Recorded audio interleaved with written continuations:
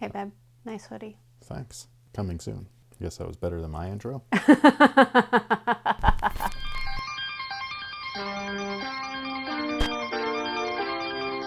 Hey, what's going on, guys? My name's Chris. Welcome back to the official WearTesters.com YouTube channel. Today, we finally get to talk about these bad boys returning for the first time, true to original form. Yes, they released back in 2010, but they were not quite like the originals. In fact, this is my favorite colorway of this shoe, and even with that, I passed on that 2010 retro. The materials on that shoe were just bad.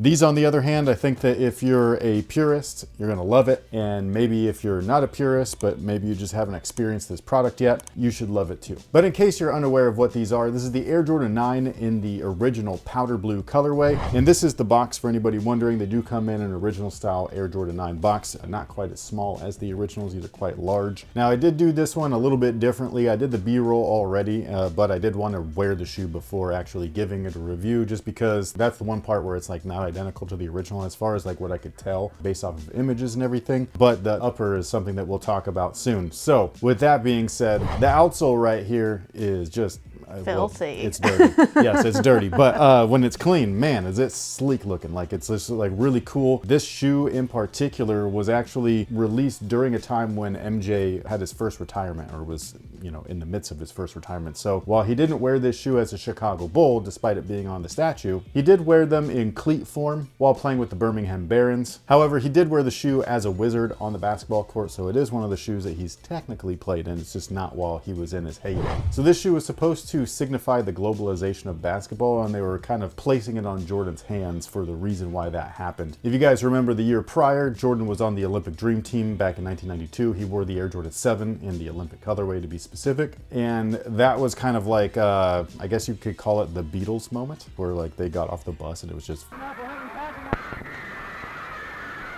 That was kind of the aha moment for Tinker with this particular shoe. So if you look at certain things like the outsole, you're gonna see just a whole bunch of stuff right here. So you got like the world or the globe, you've got different languages, you've got kanji on there, all that kind of good stuff. A little throwback to the Air Jordan 5, if you will, with the little like zigzaggy mark. At least that's what I always interpreted it as. I don't know if that's true, but it's what I see on there. But yeah, and then my favorite part is just the giant 2-3 with the Jumpman on top. I think it looks awesome. The bottom is interesting because it does say 1994, even though the shoe debuted in 1993, not this particular colorway. This particular colorway did release in 1994. And fun fact, 1993 saw the release or debut of two Air Jordans. It was the Air Jordan 8 and it was the Air Jordan 9.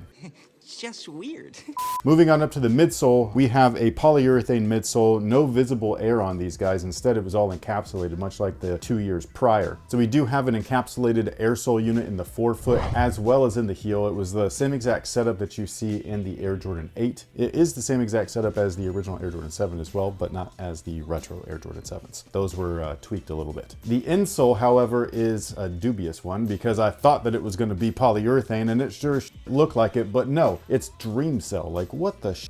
You know what I mean? Like, that was the only part about the shoe where I was like, really, guys? Really? Oh, I forgot to... Do you notice something? The Jumpman is facing the correct way. It sure as hell is. Thank you so much for finally doing that. How long have I been complaining about this? Years. Since 2010? I think so. I know it's a little tiny detail. Most of you guys don't care, and that's cool if you don't care, but I do care. I care about consistency. I care about quality. I care about getting bang for your buck or getting your dollar's worth. I care about things looking like they used to. So this right here, good f***ing move. Great move, in fact. Anyways, the insole is not what I was hoping that it would be, and on top of that, I don't think it should be that. I think it should be a real polyurethane insole, but it is what it is. It does have the Nike branding on there like the original, so that's always a plus. And as far as like the way that they feel, I did actually run in these, like not physically like run, but like I was coaching the kids and they didn't have a full 10. We were trying to run a scrimmage, and so I had to be the 10th guy, and I was just running up and down the court, and they're bricks, dude. Like, they did not break in whatsoever. So this is not a super comfortable Air Jordan whatsoever, but man, are they pretty. Now, the materials are where they really switch things up. This is the part where they're not quite like the originals, but they are in certain areas. So the leather itself is actually nice. It's pretty thick on top of that. However, it is fairly stiff. So the best comparison that I can give for this shoe right here is just if you have a pair of the Air Jordan 1 85s, the highs, not the lows. The leather feels very similar. It's not the same or anything like that. These are a little bit thinner than most of those, but it's very similar feeling, like the way that they feel on hand and on foot. They do break in, so that's what I was really like wearing them around for. I was trying to see, like, is that leather gonna be like a pain to wear, or is it gonna become like nice and plush? It didn't become nice and plush. That's where I think the originals maybe were a little bit better. All of the images that I see of original worn pairs, the materials just look, they look like they've been broken in so nicely. It looks nice and soft on top of that. I just believe that the polyurethane coat is just a little bit different than what they used to do. So I think that's the reason for the leather being a little bit on the stiffer side. But at least it's actual leather this time. That last release, man, it was so bad, dude. But, you know, the overall shape looks really good. On top of that, they actually lined the trim, or the cut lines, with the powder blue color, just like the originals, which I thought was awesome. Like, that was something that was missing on the initial retro back in 2010. Now, on top of all of that stuff, we've got a speed lace system. I think that this is one of the coolest features. Is it gimmicky? Yes. Does it work? Yes. And is it cool? Yes. If you go switch around to the back, you got a couple of things. You got the pull tab that is attached to the inner booty or sleeve. And then right attached to that is the globe icon, which you see the globe and the Jumpman together, again, pointing towards the globalization of the game of basketball. Something that's missing. Do you see it? I mean, you cannot. Or, you know, of course you don't see it. You know what I'm saying? It's a big blank spot. It is, yes. It needs a little something something. There is no 23 on the back of the powder blue Air Jordan 9. There was on the 2010 release, but not on the originals. That's actually something that I just learned recently. One of our Discord members, he actually collects a lot of vintage apparel and footwear, and he was able to grab a pair of these off of eBay a while back, and I remember him sending me pictures and everything to show me, and I was just like, where's the 23 on the back? And he was like, oh, this colorway didn't have it. And I was like,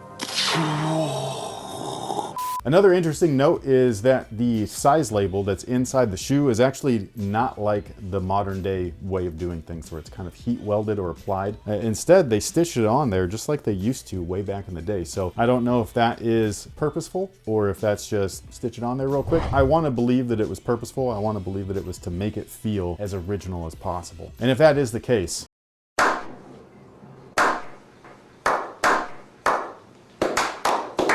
also, one thing to note, the upper is not white. I know that it looks white, but it's not like stark white. They actually have this like very light cream look to it. They call it Summit White. So it's not dingy or pre-vintaged or anything like that. Again, I don't know if that's like the original. The original is based off of images. They do look stark white. So I don't know if they're trying to give these that vintage vibe, but I just wanted to let you guys know. And last but not least, they do have the die cut markers right there on the toe, just like the reimagined Breads 4s, right? They've been putting them on certain releases to make them really feel like OGs, and then they've been leaving them off other releases for whatever reason. I don't know exactly the reason, but I want to say it's because maybe they're at a different factory and they're just kind of like, meh.